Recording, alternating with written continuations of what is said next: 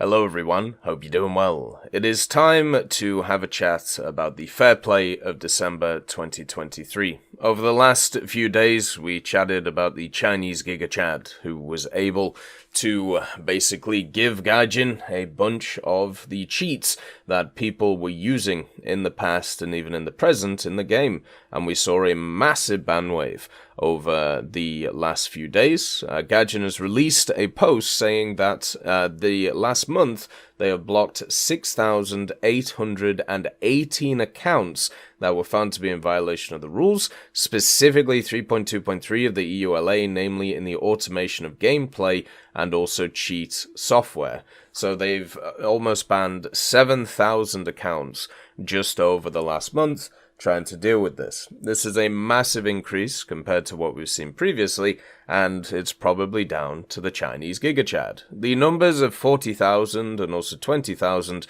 were, first of all, the number of 40,000 was from the cheat makers themselves, and also understand that doesn't mean active accounts. That is just 40,000 people who have actually kind of set up to be able to use it. Doesn't mean that 40,000 people were using it.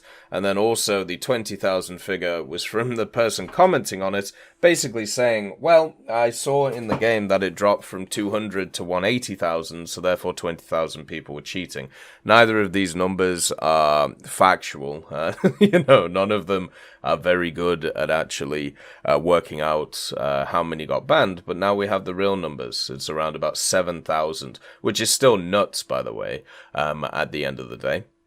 It's crazy. Now, let's talk about something which is a little bit more sad to do with this stuff, because of course we can always celebrate people being banned who are cheating, and that is, good to do, because people breaking the rules when it comes to games and pretty much annihilating other people's experiences isn't very fun. We've all been in those either aviation battles or ground battles or naval battles where it has been very obvious where somebody is either cheating or, more annoying, at least to me, botting, and it's just incredibly infuriating having teams which do not do anything, and they're either just SPAA sat in spawn shooting things. I still see them to this day.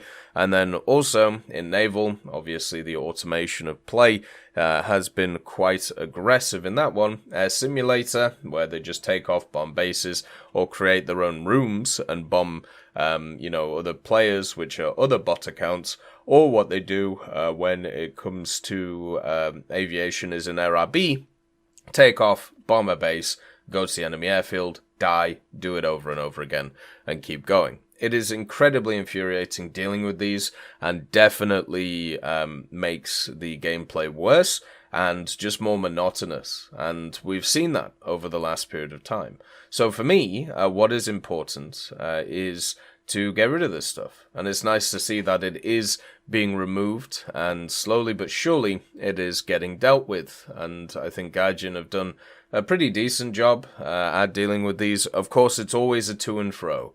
And since a lot of people got banned, they'll just go on alt accounts, or they'll just create new accounts and just start again. But I think it's a good idea to get hammers and just, like whack-a-mole, just keep bopping them over and over again to try and improve the situation from everybody. They aren't going to be able to get everyone, but at least they can get many. Now, as I said, there is kind of a sad part of this, which is the fact that if you are a person who has lost your account to basically getting, I suppose, quote-unquote, hacked, this means that you are also vulnerable to stuff like this. There is a pipeline, right? And this is why it's incredibly important to protect your account.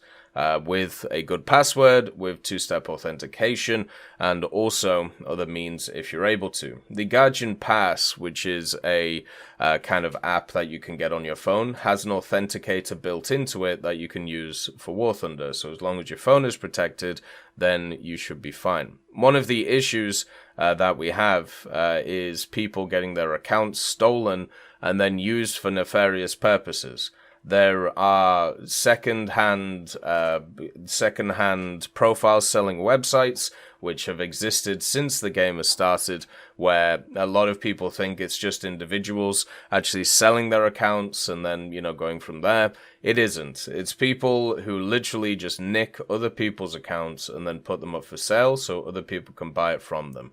And the reason why, they're able to do it is even if they put up like 2,000 accounts that they've nicked, one will sell. And since the opportunity cost for them is very low, they are going to make money from it because all they have to do is brute force people's accounts or just find information on the internet where stuff has been leaked and then break into all their stuff. It sucks. It's an awful situation.